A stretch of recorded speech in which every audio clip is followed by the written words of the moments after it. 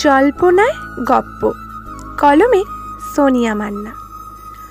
প্রত্যেকেরই এক নিজস্ব উপন্যাস আছে, তার আবার অনেক অধ্যায়ও আছে, কিন্তু সেই উপন্যাস সমাপ্তি পর্যন্ত পৌঁছাতে পৌঁছাতে একুলের তরি ওকুলের সমীপে এসে দাঁড়ায়। ভালো মন্দের হিসাব করা হয়ে ওঠে না। কি পেলাম কি হারালাম সেসব ভাবতে ভাবতেই ঘনিয়ে আসে দীর্ঘশ্বাস।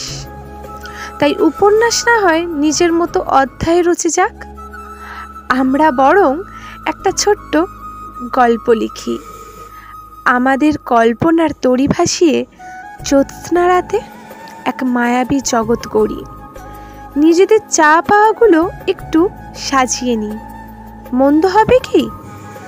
শত ব্যস্ততায় সেই গতানুগতিক যান্ত্রিকতায় যন্ত্র হওয়া সাজে কি? বরং আমাদের গল্প এমনই হোক, যাতে শত ক্লান্তিতেও হাসির রেখা অমলিন হয় ঠোঁটের কোণে।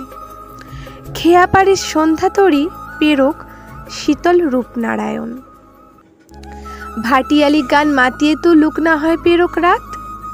প্রাতে রবির কিরণ চুমে যাক সোনালি আভা মেখে, বিকাল কাটুক সূর্যি ডোবা দেখে। সাঁঝে সাজবাতি যখন আসবে পুবের কোণে, কাঁধে মাথা রেখে গুনব তারা সারা আকাশ জুড়ে।